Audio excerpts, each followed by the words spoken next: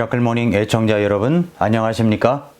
지금은 역병으로 인하여 우리는 한치 앞을 내다볼 수 없는 어두운 터널에 갇혀 있는 기분입니다. 불안과 두려움과 공포로 인하여 우리는 어찌할 바를 모를 때가 정말 많습니다. 이럴 때 우리는 시편 105편 4절 말씀처럼 시시때때로 주와 그분의 능력을 구하라. 항상 그분의 얼굴을 구할지어다. 능력을 구하고 주님의 얼굴을 구해야 합니다. 그렇게 하기 위하여 우리는 매일 새벽 아침을 하나님의 말씀과 엎드려 기도함으로 시작하는 것은 우리가 해야 할 일입니다.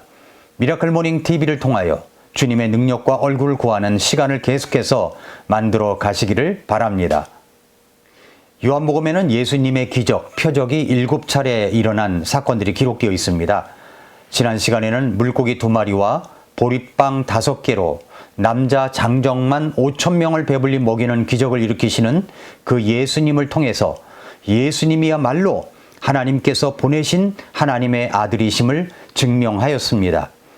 그런데 오늘 본문에도 예수님의 기적 5번째가 나옵니다. 예수님께서 최소한 10,000명이 넘는 사람들에게 빵으로 배불리 먹이고 나자 유대인들은 흥분하기 시작했습니다. 그래서 예수님이야말로 우리들의 진정한 왕이 될 수 있는 분이라고 여겨서 예수님을 왕으로 추대하려고 하였습니다. 그것을 아시는 예수님께서 그들을 피하여 산으로 가셨습니다. 예수님께서는 제자들을 배에 태워가지고 건너편으로 건너가라고 말씀하셨습니다. 그래서 제자들은 모두 배를 타고 갈릴리 바다, 호수죠. 갈릴리 바다 건너편 가이사랴로 가게 된 것입니다. 장정 12명이 탈 정도의 배니까 배의 크기가 그리 작은 것은 아니었습니다. 이제 제자들은 노를 지어서 밤이 늦은 시간에 배를 타고 가게 되었습니다. 노를 저어서 얼마 정도 갔을 때 성경은 그 거리가 25에서 30 스타디온이라고 말을 합니다. 그러니까 약 5, 6km 정도의 거리를 말합니다. 그 정도의 거리를 나아갔을 때 큰 바람이 불기 시작합니다. 파도가 출렁입니다. 배는 요동칩니다. 아무리 노를 지어도 배는 나가질 않습니다. 바람이 반대로 불어서 갈 수가 없었습니다. 뒤에서 바람이 불어주면 노 젓는 것도 쉽고 빨리 갈 수 있지만 맞바람을 안고 가면 아무리 저어도 힘만 들고 배는 잘 나가지 않습니다. 배가 출렁이면서 그들은 두려움에 떨기 시작합니다. 아무리 노를 젓고 애를 써도 배는 나가질 않았습니다. 엄청난 바람과 파도 때문에 배는 제자리를 돌고 있었습니다. 밤이 깊어갈수록 풍랑은 거세만 가고 제자들은 더 이상 노를 저을 기력조차 남아있지 않을 만큼 지쳐버렸습니다. 그때 예수님은 제자들이 거센 풍랑 앞에서 힘겹게 풍랑과 싸우는 모습을 내려다보고 있었습니다. 마가복음에는 제자들이 아주 힘겹게 노젓는 것을 보셨다고 기록하고 있습니다. 예수님은 언덕에서 내려와 풍랑과 싸우고 있는 제자들을 향해 물 위로 걸어가셨습니다. 한밤중에 사람이 물 위로 걸어온다는 것은 상상할 수도 없는 일이었기에 제자들은 처음에 유령인가 하여 소리를 질렀습니다. 주님은 두려움으로 떨고 있는 제자들을 안심시키시면서 부드러운 음성으로 말씀하십니다. 내니 두려워 말라. 그리고 배에 오르십니다. 예수님이 배에 오르시자 바다는 잠잠해지고 어느덧 배는 건너편 가려고 하던 가버나움 벳세다에 도착합니다. 거친 폭풍으로 인하여 요동치는 물결 위에서 어찌할 바를 모르고 있던 차였지만 예수님께서 그 배에 오르시니까 제자들의 마음도 거친 바다도 잔잔해지고 평온해진 아름다운 이야기입니다.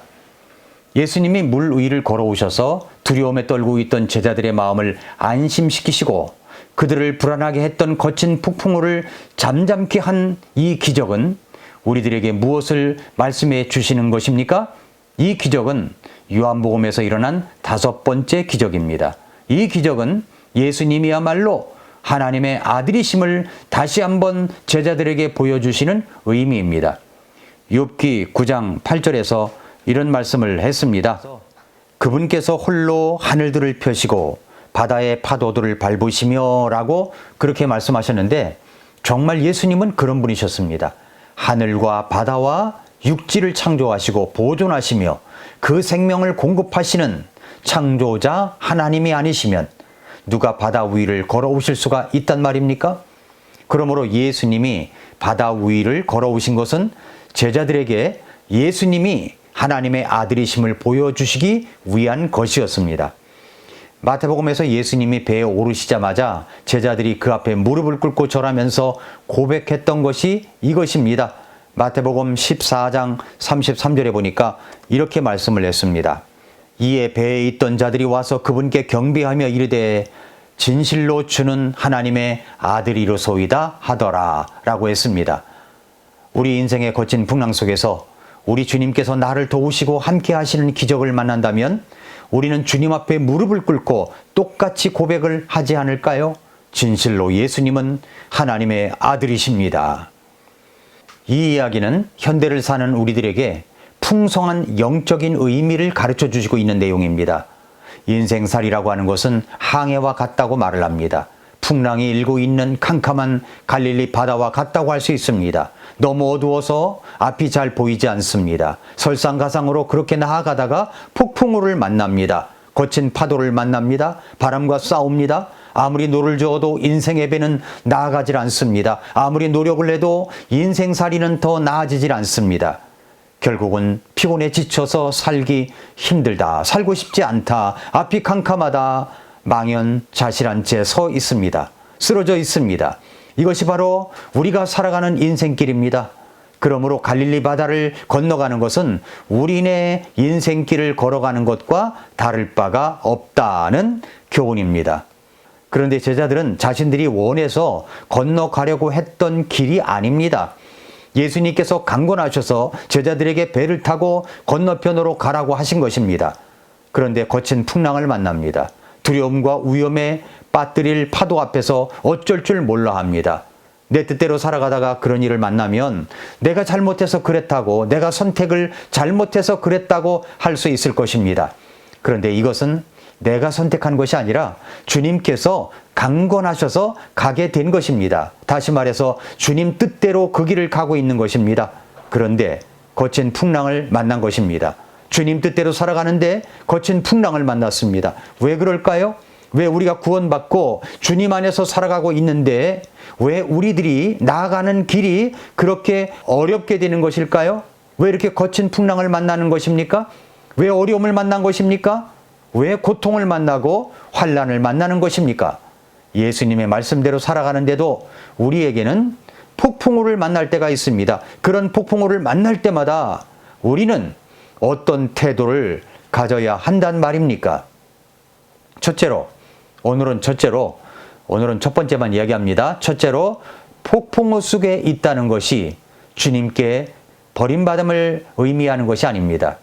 이제 저녁이 됨에 그분의 제자들이 바다로 내려가서 배에 올라 바다를 건너 가버나움으로 가는데 이제 날이 어두웠고 예수님께서는 아직 그들에게 오지 아니하셨더라. 큰 바람이 불어 바다가 출렁이더라 라고 했습니다. 우리가 인생을 살다가 어느 날 갑자기 파도와 풍랑이라는 고난을 만나게 되면 두 가지 심리적 경험을 하게 됩니다. 하나는 내가 버림받았다는 느낌이며 또 하나는 홀로 되었다는 느낌입니다.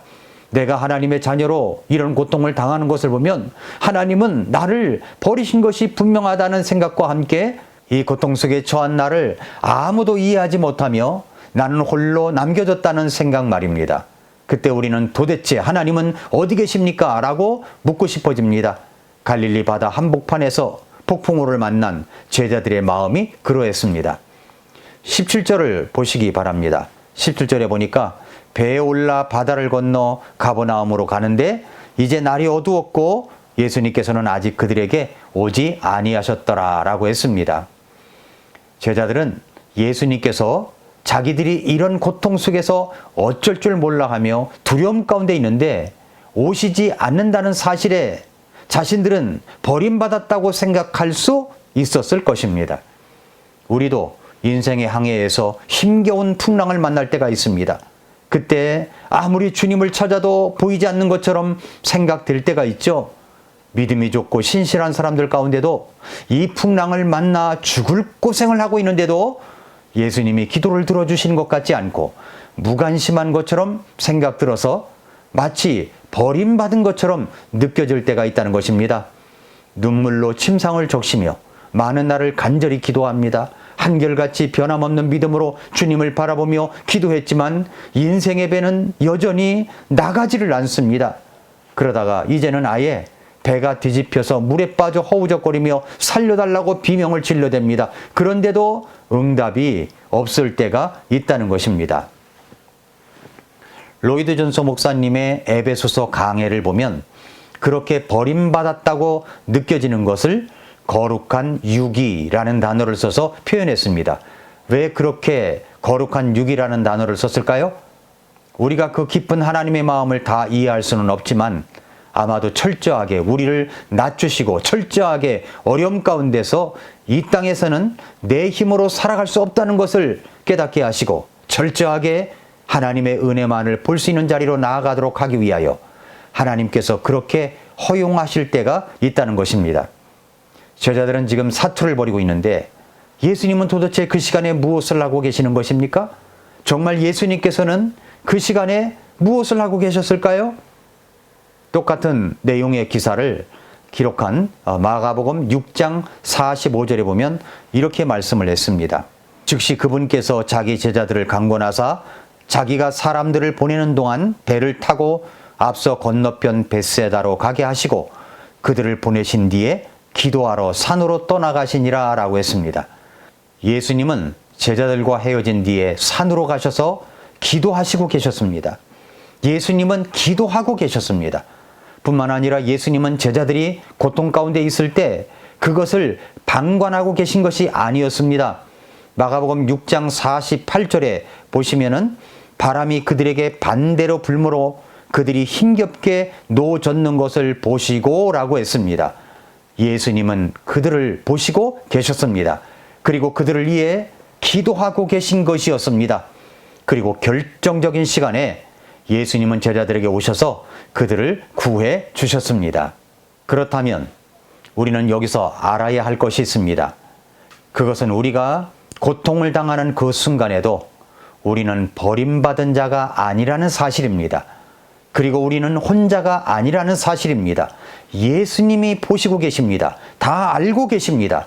그리고 고통에서 어쩔 줄 몰라 하고 있는 우리들을 위해서 예수님은 지금도 중보 기도하고 계시는 것입니다.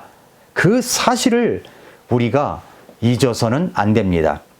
마침내 예수님께서 가까이 오셔서 제자들에게 말씀하십니다.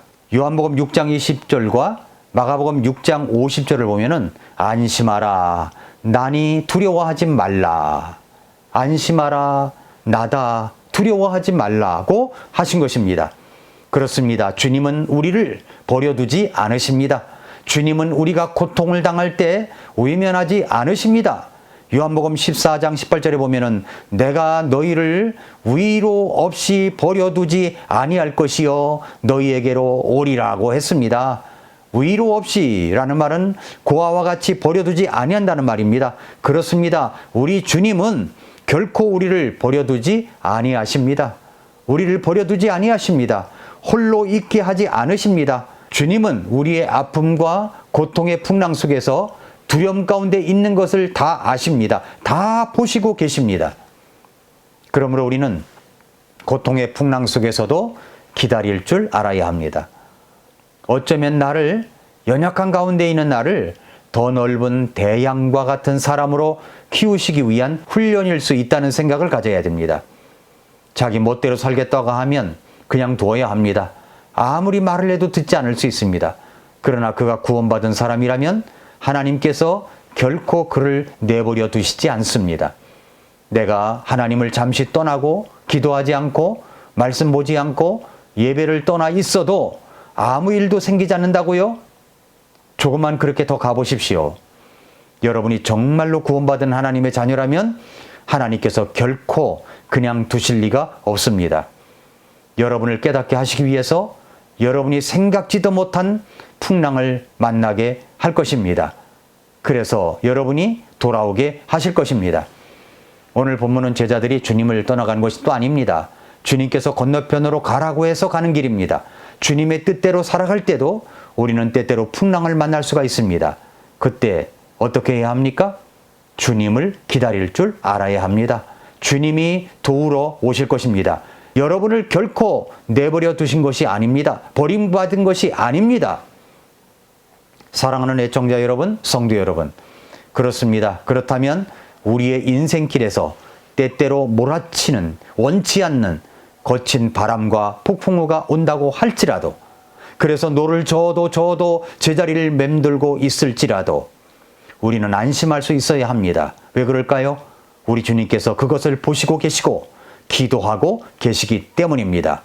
주님의 뜻대로 그 길을 걸어간다고 해서 우리 인생길에 폭풍우가 없는 것은 아닙니다.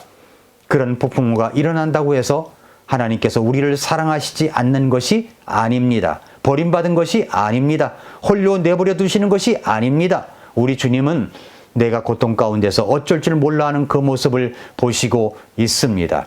우리 주님은 그래서 나를 위해서 기도하시고 계십니다. 그러니 걱정하지 마십시오.